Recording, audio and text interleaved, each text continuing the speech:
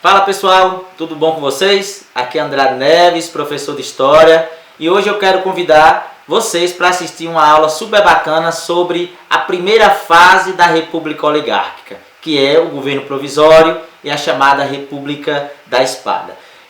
A chamada República Oligárquica ela vai de 1889 até 1930, quando Vargas, junto com outros setores, dá um golpe e estabelece a chamada Era Vargas, que também a gente vai trabalhar no vídeo futuro. Para início de conversa, eu trouxe aqui os agentes que deram o golpe que culmina com a derrubada dos Braganças do poder. O movimento de decadência do Império Brasileiro começa a partir do pós-guerra do Paraguai, ou seja, a partir de 1870, nós vamos ter a organização política de oposição à monarquia, que é o Partido Republicano. Posteriormente, um outro movimento que é muito importante para corroer as bases de sustentação do Império é a chamada abolição da escravatura.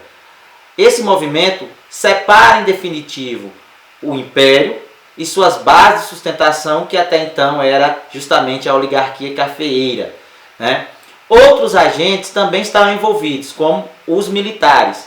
Os militares eles ganham um corpo importante, não apenas do ponto de vista bélico, mas também do ponto de vista político, também após a Guerra do Paraguai, quando a instituição ela é praticamente ressuscitada. Se você lembrar, logo após a saída do imperador Pedro I, em 1831, os governos regenciais deram voz a um outro modelo de defesa baseada na chamada milícia cidadã, que a gente conhece como a Guarda Nacional. O exército então sofreu um processo de desmonte, e após a Guerra do Paraguai, essa instituição volta a desempenhar um papel importante no conjunto, né, do cenário político brasileiro. Não é à toa que a figura do Deodoro vai ser aquela que representa justamente a decaída da monarquia e a implantação da República. No primeiro momento, quando a República foi estabelecida, o que é que você vai ter? Uma tentativa de suprimir da memória coletiva os elementos da monarquia, ou seja, algo que a gente conhece muito bem hoje em dia. Sempre que a oposição vence a situação, há uma reconstrução de símbolos, de cores, de elementos, e isso também vai acontecer no cenário da mudança da monarquia para o império. Como ainda a gente pode observar, a República ela inicia um processo de construção de uma memória republicana. O primeiro passo para que isso acontecesse foi eliminar da consciência coletiva o regime anterior. Houve um intenso processo de alteração das nomenclaturas de espaços públicos, então se mudou nomes de ruas, nomes de prédios, nomes de praça, como por exemplo, a Praça Princesa Isabel passa a se chamar Praça 15 de Novembro, em homenagem à data máxima da República. Então, datas comemorativas. A República ela vai querer impor uma nova memória, né? E a bandeira, por exemplo, a nossa bandeira, ela representa muito bem esse jogo de símbolos, né? Nós vamos abandonar o modelo imperial, adotaremos durante 4 dias o modelo que copia a bandeira estadunidense, até chegarmos ao modelo que nós temos hoje. Isso é um jogo de símbolos importantes, né, e que ocorre ainda hoje. Outro ponto importante é observar, né, que além da bandeira era preciso também um referencial de novos heróis nacionais. Ou seja, os heróis imperiais deveriam ser abandonados e a República deveria impor outros heróis, outros referenciais. Então a República precisava mostrar a sua própria história, a sua historicidade. E para isso ela vai resgatar figuras republicanas seculares, como a figura de Tiradentes, né, que ganha inclusive no calendário republicano uma data de feriado nacional. Outro elemento importante aqui na composição desses heróis é que lentamente a figura do indígena, que no movimento romantismo, né, do romantismo do século XIX, era o ideal de herói brasileiro, ele vai ser substituído gradativamente, digamos que não com tanto êxito assim, pela figura feminina, pela figura né, da mulher e da mulher republicana, como você pode observar nessa imagem. Então esse jogo de símbolo ele é parte do processo de legitimação da nova República Americana, ou seja, da República Brasileira. Falando aqui sobre o governo provisório, é importante lembrar que logo após o golpe que derruba os Braganças do poder, obviamente eles serão exilados, né, voltam para a Europa. Deodoro e o exército e alguns civis, principalmente civis republicanos, assumem a chefia do Estado, não só a chefia do Executivo, mas toda a estrutura administrativa do Estado. Essa fase a gente chama de fase do governo provisório, ela dura mais ou menos 15 meses, vai ali, como eu coloquei, de 15 de novembro de 89 a 25 de fevereiro de 91, quando nós teremos eleições para presidente. Nesse intervalo aí você tem uma necessidade de aparelhar o Estado, retirar os monarquistas e substituí-los por indivíduos da ideologia republicana. É um corpo operacional, né? E também você precisa elaborar regras de funcionamento desse Estado não mais monárquico, desse Estado agora republicano. Essenciais esses dois elementos, tanto a burocracia quanto as regras, as leis, para o próprio funcionamento dessa nova república, né? Então, nesse sentido, os militares, que são figuras centrais para a implantação e para a sustentação da república, vão, digamos assim, serem, nesse primeiro momento, os agentes mais beneficiados. Um outro ponto importante é que logo após a proclamação da república, há necessidade de se pensar as regras de funcionamento dessa nova nação, que estarão presentes na Constituição. Então vai ser dado a uma comissão de juízes o projeto de elaboração da nova Constituição brasileira. Esse texto vai ser aprovado sem muitas mudanças pela Constituinte.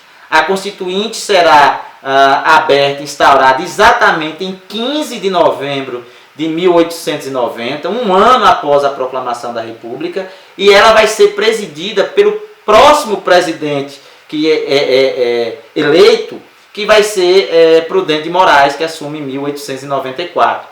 Pronta a Constituição de 91, ela desenha um modelo de Estado onde o poder está diluído entre estados e municípios, ou seja, entre as antigas províncias e os municípios. E vai consolidar um elemento importante que é o coronelismo, que nós vamos falar especificamente em um outro momento. O coronelismo a nível local e desenhar a nível estadual um caráter oligárquico. Nesse cenário, por isso que essa república ela é oligárquica, ela é exercida de poucos para poucos, as barreiras, né, a construção de uma cidadania mais ampla vão ser solidificadas justamente nesse texto constitucional, que vai trazer elementos que dificultarão a ampliação à própria cidadania. Isso aí é um outro debate muito interessante também de ser feito. Nesse momento ainda, né, você vai ter um outro elemento importante que é conhecido como o encilhamento. O que é esse encilhamento, né? O governo provisório, na figura do ministro da Fazenda, Rui Barbosa, tenta acelerar o crescimento econômico e industrial através da ampliação de crédito. Didaticamente, no livro seu aparece o período chamado, ou o movimento chamado encilhamento. Observe aqui, onde antes havia apenas uma economia agrária e rudimentar, movida à mão de obra escrava, marcada pelo latifúndio, pela pobreza e pelo analfabetismo, agora nascia uma nação empreendedora, ousada, de economia complexa e variada. O problema está que essa nação ela não vai existir por tão cedo, se é que ela um dia já existiu. Em seu livro, 1889, Laurentino Gomes ele analisa no capítulo 24, denominado Roda da Fortuna, como foi esse movimento, essas agitações provocadas por essa ampliação do crédito. Gomes aponta vários jornais, né, que na época anunciavam as mais inovadoras ideias para se ganhar dinheiro e a promessa, óbvio, de lucros rápidos e astronômicos. Empresas então eram criadas, registradas da noite para o dia. Porém, e esse porém é bem grande, nada daquilo era verdade. Ou seja, essas empresas eram empresas de fachada. A atmosfera de facilidade do crédito, da criação da empresa, da venda de suas ações, nada mais era do que especulação. E esta especulação levou o Brasil a uma crise econômica grave. Por quê? A ampliação do crédito desconectou o dinheiro que circulava com as reservas, ou seja, havia muito mais dinheiro em circulação do que o governo tinha guardado, as reservas do Estado. A ideia de Rui Barbosa, inclusive inspirada no modelo dos Estados Unidos, era uma ideia boa, né? Ou seja, eu patrocino a abertura de empresas, essas empresas geram empregos, geram tributos, e o Estado é ressarcido tanto através dos tributos como diretamente após a quitação do empréstimo. Só que esse modelo não deu certo. O brasileiro, né, as pessoas criavam as empresas, pegavam o dinheiro, conseguiam sócios para essas empresas fantasma através da venda de ações, embolsavam esse dinheiro e simplesmente desaparecia. A empresa jamais sairia do papel. O que é que nós vamos ter como consequência dessa política de facilitação do crédito? Inflação, né? E o endividamento do próprio Estado. Porque o Estado autorizou bancos a emitir dinheiro, os bancos emprestaram esse dinheiro, não vão receber, mas o dinheiro não desapareceu, o débito ainda está lá. E o Estado brasileiro, então, vai precisar arcar com esses empréstimos, principalmente junto às instituições financeiras inglesas. Na época, a Inglaterra é o principal agente investidor por aqui, né? E isso vai trazer uma complicação econômica a longo prazo. Esse é o encilhamento. Voltando aqui à Constituição, vamos analisar alguns pontos que são muito importantes. Primeiro, a Constituição de 1891 ela trouxe como elemento central o federalismo.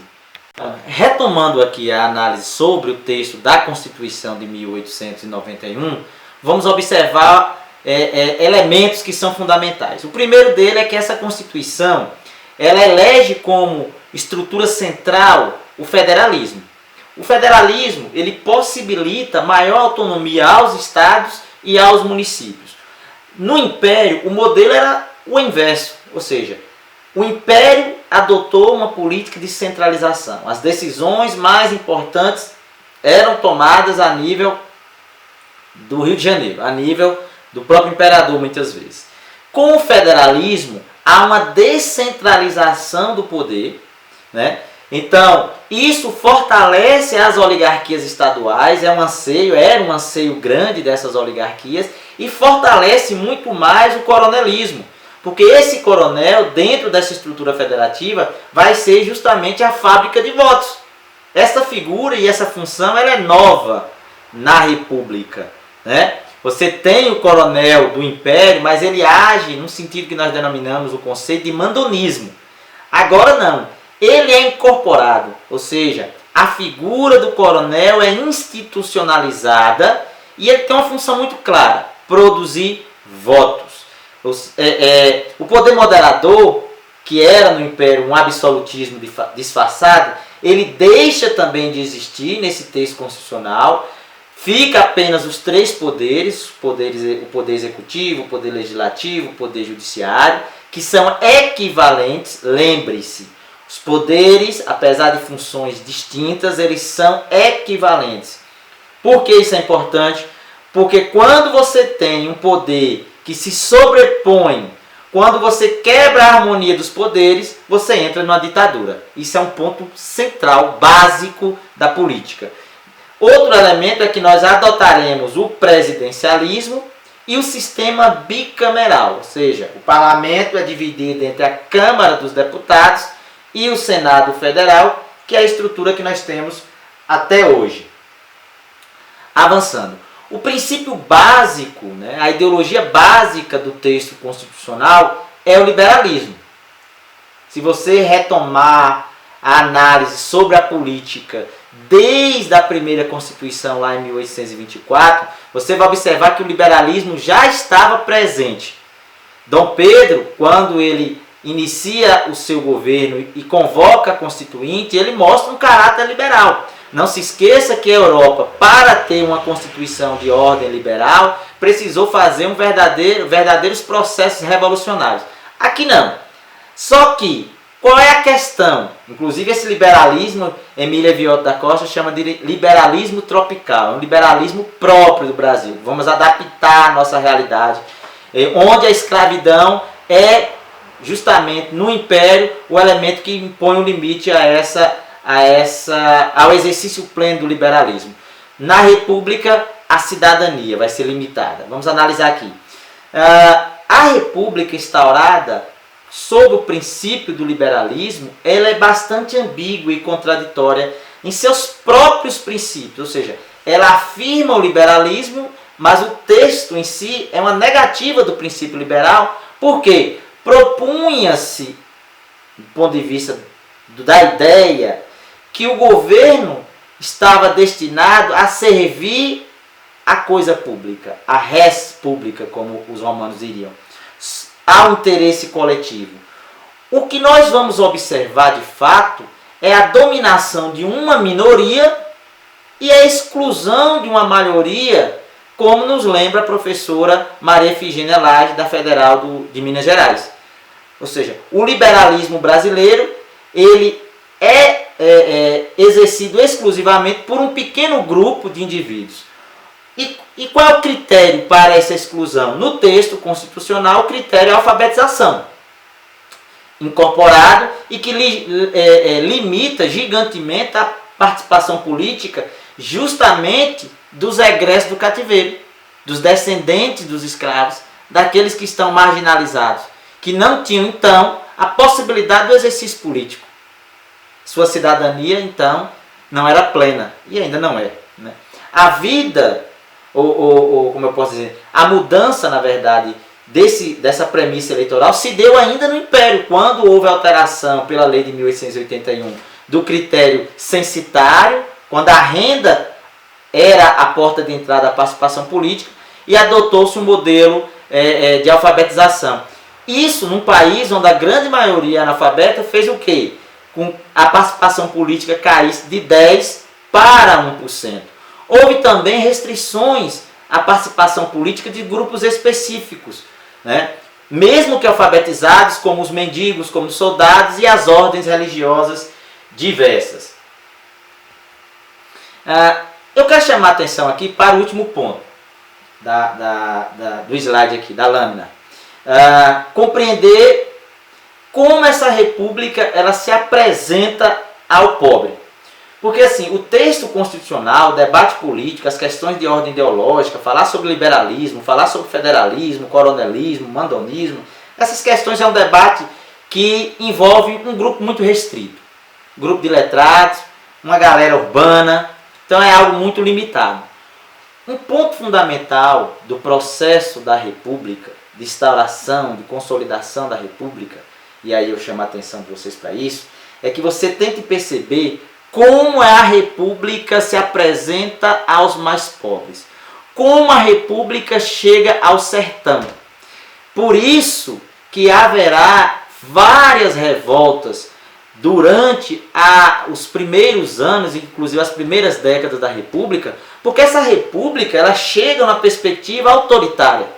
Vai ser assim com Canudos, vai ser assim com a vacina, vai ser assim com o movimento do contestado e vários outros movimentos menores, né? Então, a república ela chega desconstruindo um universo que regia a vida da população mais humilde.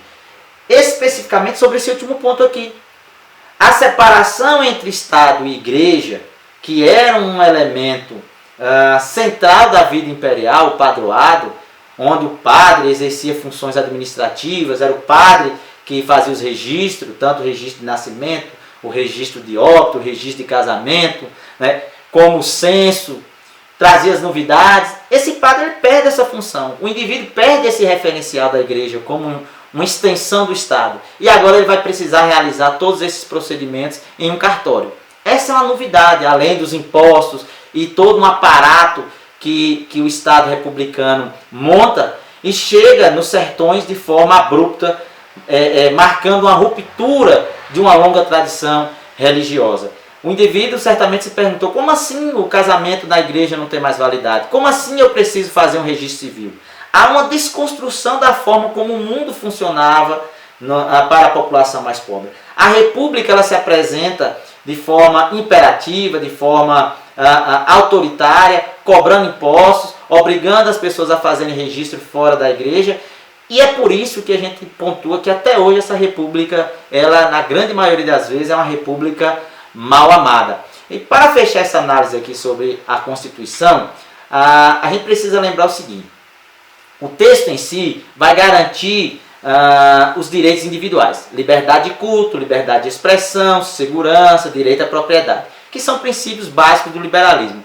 Contudo, ao mesmo tempo, ela limita a ação política, porque justamente os analfabetos, os egressos do cativeiro, as mulheres não têm acesso à vida política, né? Nesse sentido, a luta de movimentos sociais até hoje, sejam eles do movimento LGBT, do movimento feminista, do movimento negro, enfim, do movimento do sem terra, do sem teto, qualquer movimento de ordem social, é fundamental para que a cidadania ela seja alargada, para que a cidadania incorpore e tente ser a mais inclusiva possível, certo? Continuando aqui, vamos entrar na República da Espada. Né? É o período em que nós teremos dois presidentes, o Deodoro e o Floriano Peixoto, são dois militares. Havia nesse início da República a ideia de que a consolidação do regime republicano necessitava de um Estado forte, e a figura dos militares, de certa forma, acaba representando isso, né? Começamos a falar aqui sobre o governo Deodoro, que ele é o chefe do governo provisório e depois vai ser eleito de forma indireta pela Constituinte como presidente da República. Observe aqui, Deodoro ele tem um governo breve como presidente eleito, são apenas 9 meses, e com muitas dificuldades. E de onde vêm essas dificuldades? Deodoro já é um sujeito idoso, ele vai morrer em 1892, então ele já está quase morrendo, e que tem uma mentalidade construída. E essa mentalidade foi construída ao longo do Império. E ao longo do Império, ele assistiu por várias vezes à dissolução do parlamento através do exercício do poder moderador, que era uma exclusividade do imperador Pedro Alcântara, ou Pedro II. Então, essa ideia de administração que ele tinha era a ideia imperial.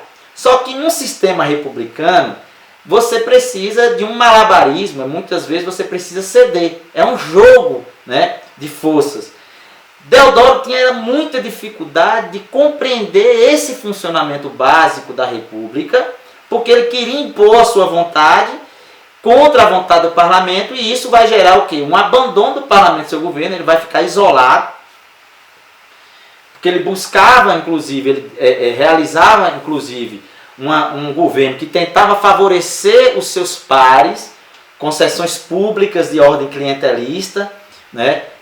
Ainda no período do governo provisório, ele compra muitas brigas com seus gabinetes em função desse privilégio que ele quer conceder a alguns amigos próximos.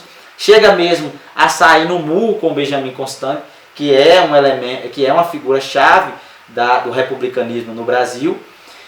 Em novembro, diante dessas dificuldades, em novembro de 1891, Deodoro ele tenta fechar o parlamento, vê como a cabeça dele ainda é a cabeça monárquica.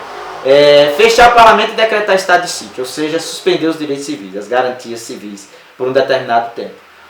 Não é aceito, isso gera um atrito político gigantesco e entra em cena uma figura nova até então, que é a figura da Marinha, ou na época era chamada Armada, que para muitos ainda era uma instituição monarquista, ou seja, a Marinha era vista ainda como instituição monarquista e o Exército é a instituição republicana. Nesse sentido, ciente da sua derrota política e também talvez tentando evitar uma guerra civil, Deodoro ele vai renunciar ali em 23 de novembro de 1891 e 9 meses depois, em agosto do ano seguinte, ele vem a falecer. Há quem diga não. Laurentino Gomes, no livro 1889, vai dizer que quando Deodoro assinou o decreto, ele fala assim,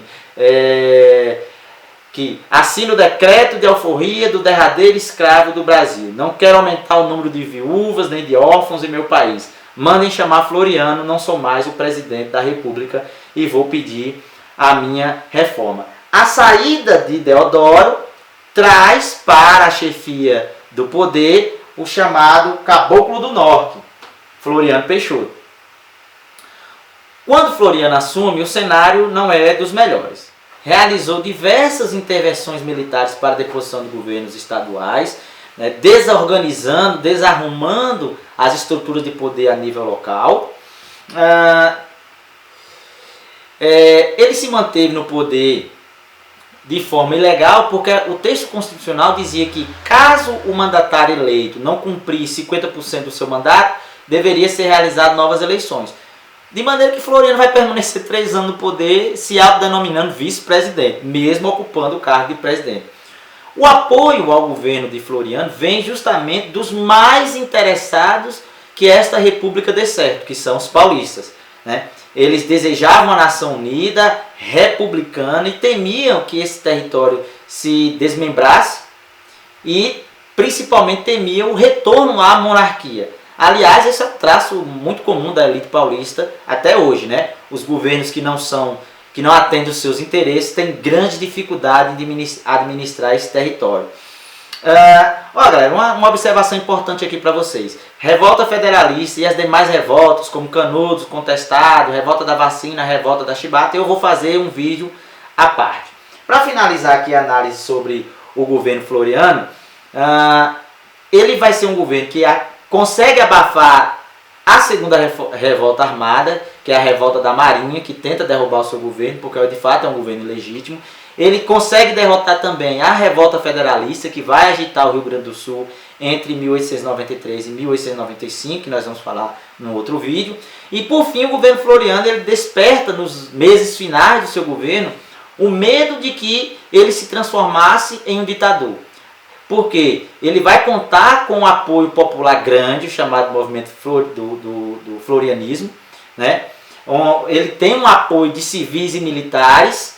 Ele poderia, inclusive, estabelecer uma ditadura com esse apoio aí, só que ele, de maneira até surpreendente para alguns, ele vai passar o poder, vai entregar a faixa presidencial, não pessoalmente, ele vai sair pelas portas do fundo, mas enfim. E o poder, a partir de 1894, será exercido por uma outra figura, não mais militar, um civil, que já havia se destacado na Constituinte de 1890 e 91, que é a eleição de Prudente de Moraes, que vai ser o primeiro presidente civil. A partir daí, de fato, começa uma estrutura de poder que atende diretamente aos interesses da oligarquia cafeeira. Mas aí já é um outro fato que a gente vai discutir num outro vídeo. Valeu, galera, obrigado e até a próxima.